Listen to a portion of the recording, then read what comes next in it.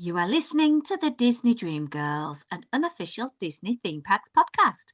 And this is show number 567 for Sunday, the 12th of October, 2025. Where dreams begin. Hello and welcome to this week's Disney Dream Girls.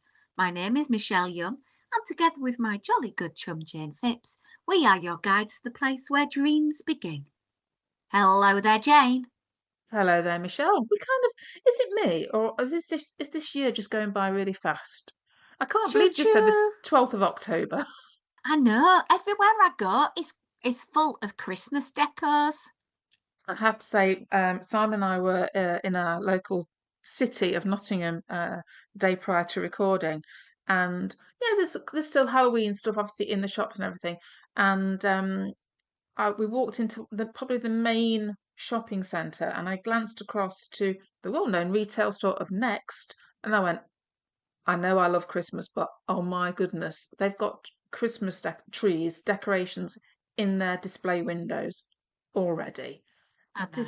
I did feel it's maybe just even for me, and I love, you know how much I love Christmas, Michelle, but even for me, I just did think it was maybe just a smidgen early. But last weekend I did trim up for Halloween, and I felt so good for having the big pumpkins out, having the pumpkin smell wafting around the house. And but apologies, guys, for last weekend's delayed podcast. My lovely grandson Joseph was in a car accident, and he got a really nasty case of delayed concussion with a big lump on graze on his head and a couple of black eyes to boot, really. Oh, bless him. All But good now, though. He is. He's still a bit battered and bruised. It was supposed to be school photo day, but he didn't get his school photo taken because I think that would have been not very fair. I'm just thankful that we were being looked after on that day, because a couple of minutes later, where the speed limit would have been a lot higher, and the person who would have driven would obviously keeping up with the speed of the traffic would have drove at a higher speed, and the damage could have been quite catastrophic. So we are incredibly thankful we were being looked after, but it was very, very scary, very worrying. And then bless him, we had to take him back to hospital on the Sunday because he had delayed concussion because he was projectile vomiting. Oh, bless him.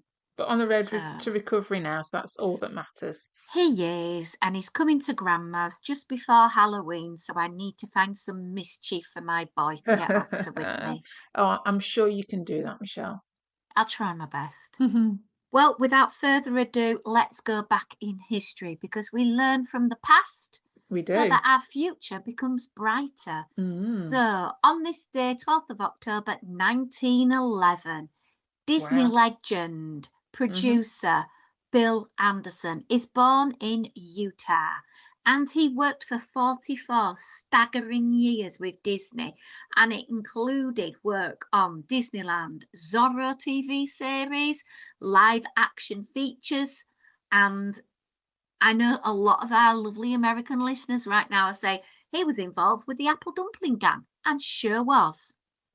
And that's where me and Michelle go, I've heard of the Apple Dumpling Gang, but I don't really know what it is.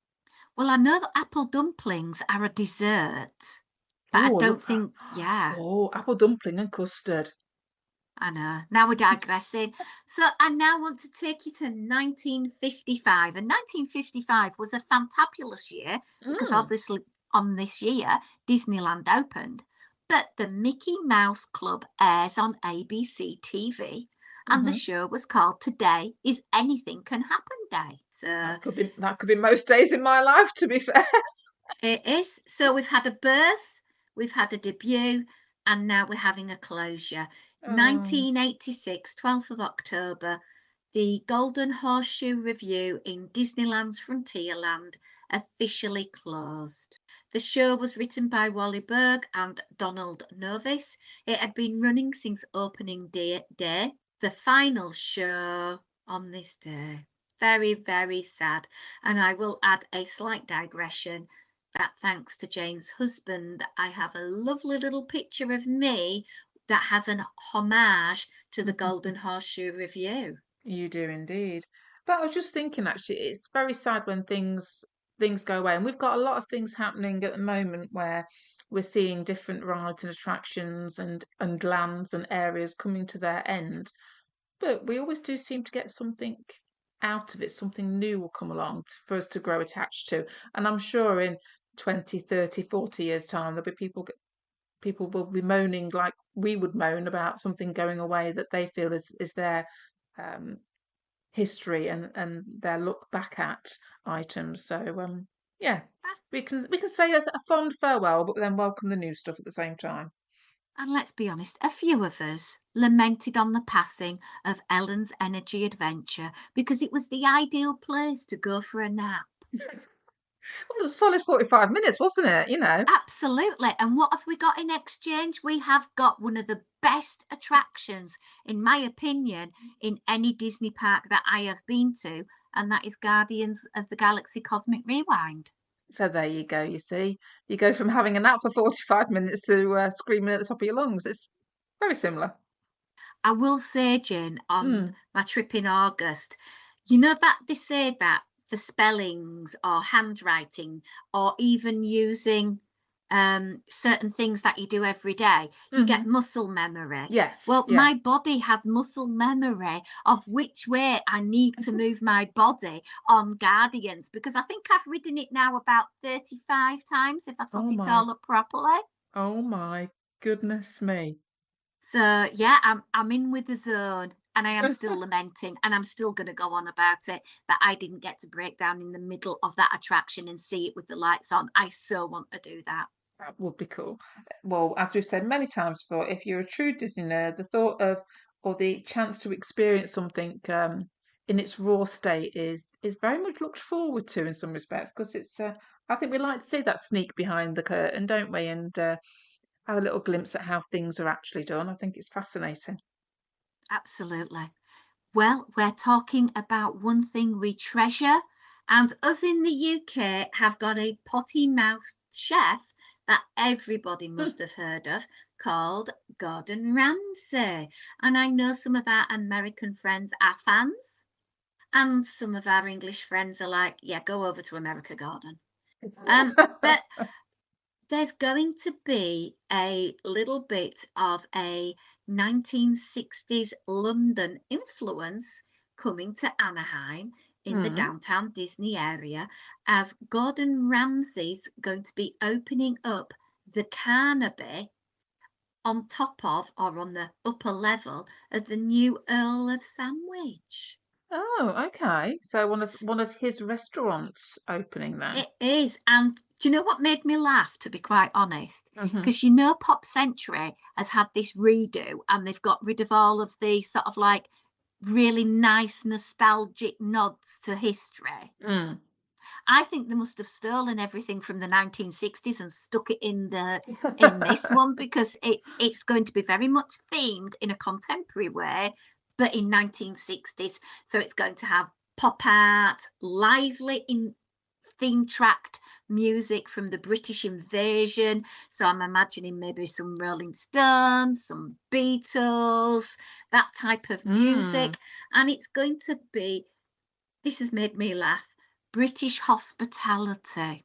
Now, I don't know about you, Jane, Oh, but sorry, shouldn't laugh, but British carry and on. hospitality sometimes doesn't go very well together because I have memories of my mum taking me out for food as a child in the 1970s, and you get pie and mash served by someone called Doris, who had her hair in curlers with a scarf over it, a fag hanging out of her mouth, and wearing an apron saying, "Hey, love."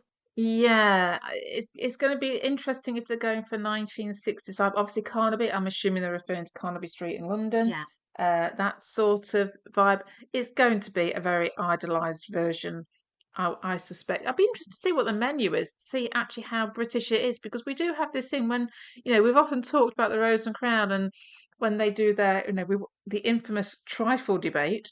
Um, they don't always seem to execute proper British cuisine. So I think it would be interesting to see what cuisine options they actually end up landing? I'm assuming this is going to be table service. I don't know what the plan Yeah, is. yeah. From what I have been able to dig up, Gordon Ramsay is quite famous for his beef Wellington, which personally is one of the most amazing things I always order if it's on the menu. So that's going to be in there. There's going to be fish and chips, which is a classic pub Mm, meal, yeah. and sticky toffee pudding, which I hope will make the version at Rose and Crown basically taste like a brown sponge. So yeah, it's going to be very, very exciting. It's going to be quite nice to see this British element in Anaheim and how people take it. I just think nice new places to go and eat is always going to be fun. And I imagine you won't be getting fish and chips for $15. I think you'd be more looking towards the $30 to $40 point, and possibly the beef Wellington around the 50 point mark. But if you do like these types of dishes, it gives an alternative rather than going for something that's got a lot of spice or heat with it, which is the norm that you tend to find in downtown Disney with the likes of Ralph Brennan's, etc., Mm. and the Mexican place, which I can't remember for the life of me. But yeah, it's an option. Yeah, something different. And say he is known, to be fair to him, I know he's known as the shouty chef and from the TV reality programs that he's done, but he is also known as being a high-end chef in the UK. So, and I know he has got restaurants around different places like Vegas and stuff in the US. So, yeah, interesting to see how it all pans out. It did make me laugh a tad, Jane, because I Mm. thought it's going above Earl of Sandwich, so it's going to be like the British block. I must admit, I thought it's kind of tying in quite nicely in some respects. We have a little corner of Britain that we all as expats can go to when we're out in LA. Although, guys, don't bother. Go to the Tam of Shanta. You'll get a much nicer meal. Sit at Walt's table, the prime rib, chocolate souffle, job done. There is that to consider as well. Yeah. Jane, I gather Disney have been putting up prices this week. Yeah, we're at that time of year again, aren't we? I'm afraid it's end of their fiscal year, so 1st of October, a new year starts, and consequently, new prices start as well. Yeah. So lots of price increases across the board, really. Um, I'll have a quick rundown 'cause I'm sure lots of people have already heard about these, but I think the Mm, obviously it's the park tickets that have seen increases. Um, so I think this is the first time that because of the increases, the most expensive days at the Magic Kingdom and Hollywood Studios now tip over the $200 mark. So Magic Kingdom's seen a $10 rise, Epcot $5, Hollywood Studios another five, and Animal Kingdom five. So yeah, I think from what I'm seeing that it would mean that a 1 day park hopper ticket could go up as high as $284. And then obviously that means annual passes have gone up as well. So if you are lucky enough to be able to afford the Incredipass, you were paying 1,549. You will now have to pay 1,629 of those lovely US dollars. Other prices they've all gone up.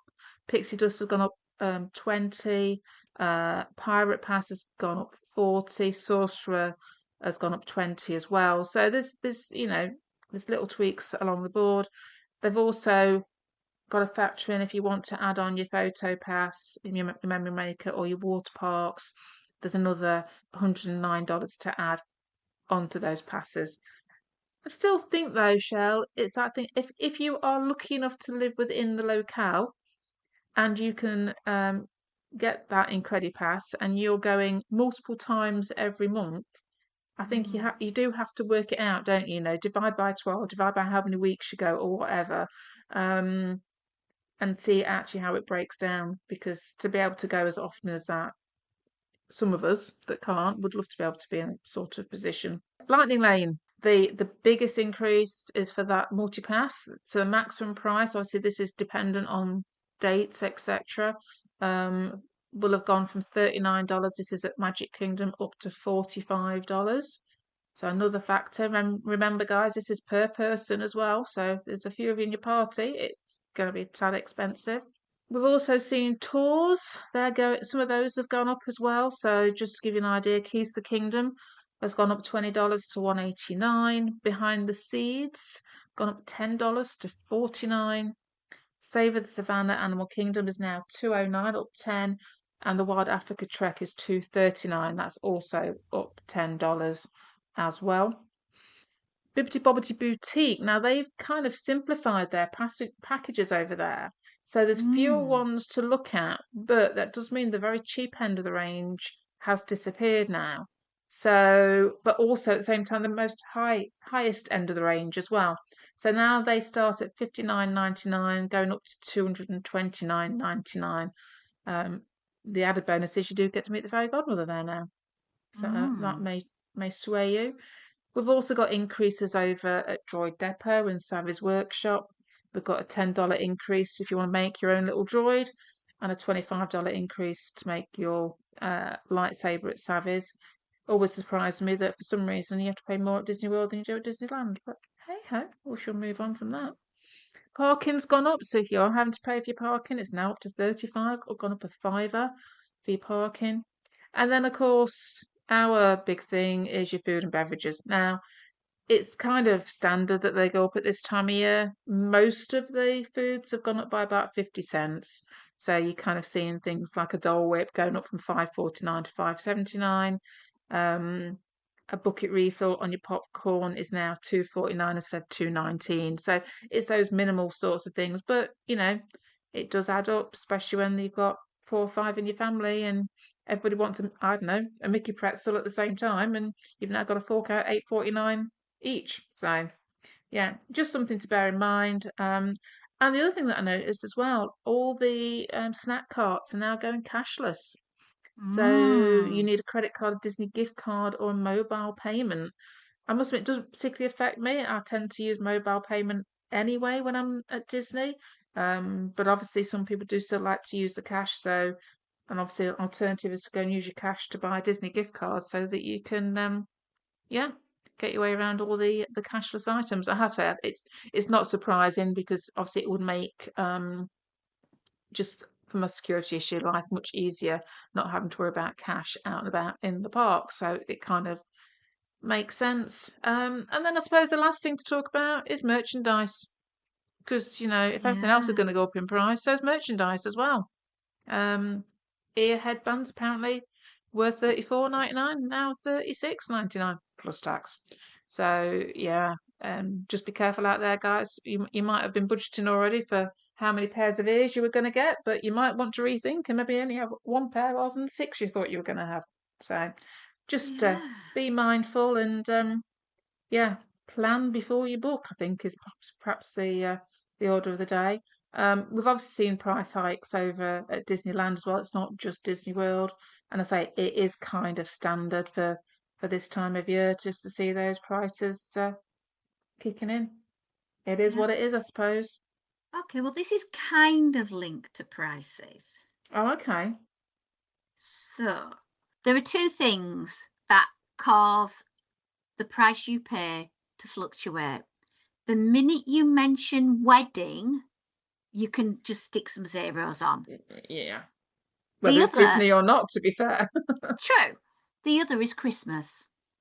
Mm. Because you see all those sentimental television advertisements of families wearing the same pajamas, sitting around a roaring fire, everyone playing board games and getting on. And we all know this isn't real life.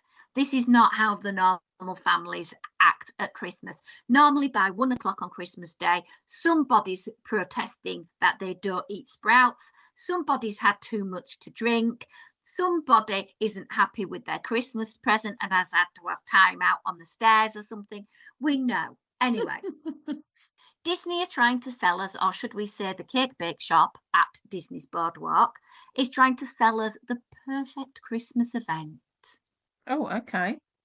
So it's called A Special Dinner with Santa Claus, and it's for the holiday season, which we have to translate as Christmas because we don't have holiday season. meaning Christmas in the United Kingdom.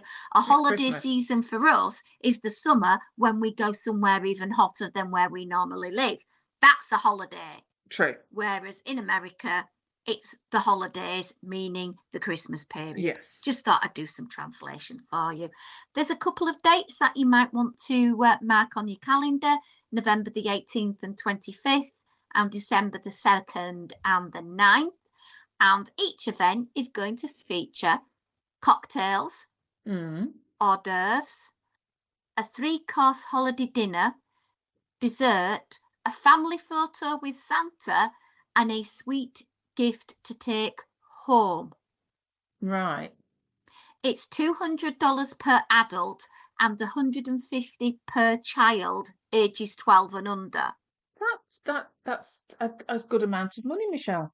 The thing that's got me a little bit riled, Jane, Mm. if you've got a 13-year-old, are you telling me a 13-year-old rather than a 12-year-old is going to eat $50 more food? Yeah, it's a tricky one, isn't it? At what Yeah, age do you call a child a child? true. But that wasn't the biggest gripe. Right. That $200 or $150 price isn't including tax, No, true. and it isn't including the 24% gratuity. Is that automatically added on? Yeah, because the Ooh. full non-refundable cost, including tax and gratuity, is due at the time of reservation confirmation. So before you've even What? received the service, Uh, you've paid 24% for it. uh,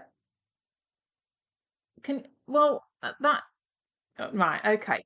So Brits and tipping is different to US and tipping. I understand that. But I still thought the whole point of tipping was that you could either choose to accept the pre-worked out gratuity, or you could choose to give your own amount, which could be more should you have had a really amazing experience. Not pay for it before you've even had the experience, because what happens if you get a really bad experience? Can you ask for a refund? No. Hmm. Now you're seeing why I'm a little bit miffed, Jane. Yeah. I don't want to pay in advance. And plus, the recommended amount normally in Walt Disney World is 18-20%. So why has it got to be 24%? That is such a Well, randomized amount. Anyway, I'm leaving that because I'm going to share with you some of the amazing menu items that they have on offering. So it is a 3-course holiday dinner, and it begins with holiday cocktails, followed by the 3-course meal, and it's all been put together by the Cake Bake Shop's culinary team. So hmm, for your dinner menu, you can choose up to 3 selections. right. So these are the cocktails. You've got Gwendolyn's famous Cosmopolitan, a gingerbread martini, an old fashioned, a winter sangria, a cake bake shop rosé bubbles, a pinot noir, a chardonnay, a hot chocolate, a sparkling lavender lemonade, petunia punch, and a pink princess. Now, this is where I'm starting to get a little bit angry because that 13-year-old that is paying $200 Can't is have not those. able to get alcohol. They will have to have the sparkling lavender lemonade or the petunia punch or the pink princess or the hot chocolate. So do you see why I'm feeling $150 for a child who's not having liquor? Mm. Feels like there's almost a need for maybe an under 10 and then like a teenage Yeah, menu almost, doesn't it? yeah, because if alcohol's going to come into it, I would say as a sane person, $15 to $20 per alcoholic beverage in value. So I'd Mm. say there's about $50 worth of alcohol there that this 13-year-old is not going to be getting. Yeah. So I just feel a little bit bad. Anyway, your meal's going to start with a hors d'oeuvre, and your hors d'oeuvre is freshly sliced meats, cheeses, and accoutrements. Mm-hmm. You have a choice of 3 mains: a roasted chicken dinner, a beef Mm. bourguignon, or a Mm-hmm. roasted leek pasta. Now, this is where I feel your plant-based people are going to have a bit of a sticky end of a wicket because roasted leek pasta, it doesn't sound as expensive as beef bourguignon or roasted chicken.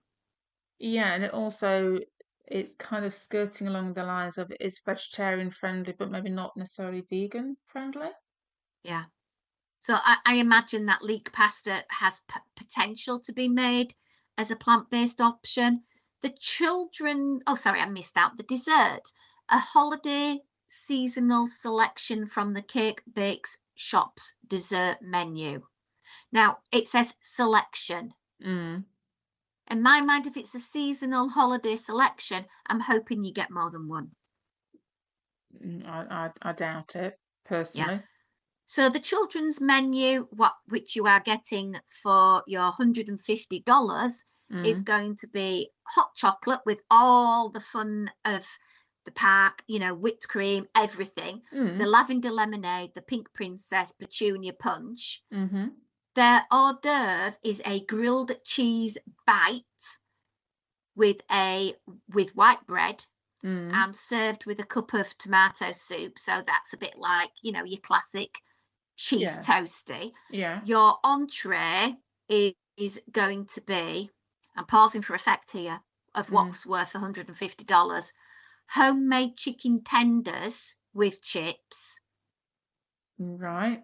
There's going to be a cavatappi and cheese, which is a creamy cheese sauce topped with crunchy panko breadcrumbs served with chips. So Pastry and cabs chips. and or cheeseburger sliders. And it does say that they are a sirloin slider Mm.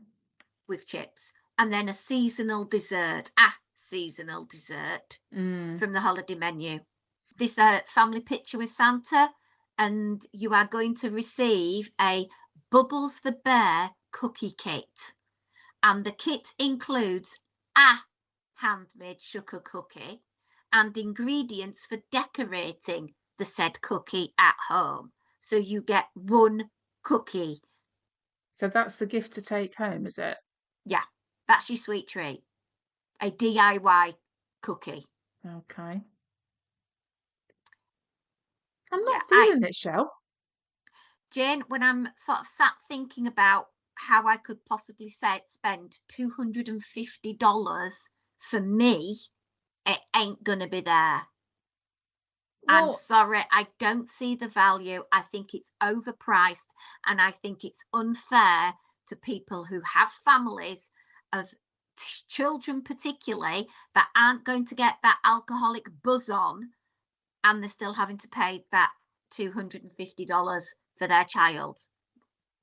yeah, and obviously, I say I'll go back to that element of saying it's a shame that they couldn't do, a young child's menu and then an older teen type menu Yeah, because I would also suggest that some of those items on the children's menu, those children that are around that top end, age 12, maybe aren't interested in either, depending on your child and how you've brought them up and what foods that they're used to being exposed to. Um, I did look at the dates, and actually, I will be in Disney World for two of those dates, but I will not be participating. But I did also think it's like we've commented on the price of, say, Jollywood Nights or Mickey's Very Merry. mhm, It this makes them look blooming good value. yeah. And bear in mind, you can go to multiple places in Walt Disney World and meet Santa and have Mm, your picture taken yeah, for nothing apart from your yeah, park entry. and a bit of patience. Yeah. Yeah. So I Mm. don't know if anybody's tempted by it.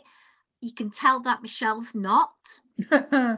I feel if the price point was a bit lower, I think I would have been possibly interested.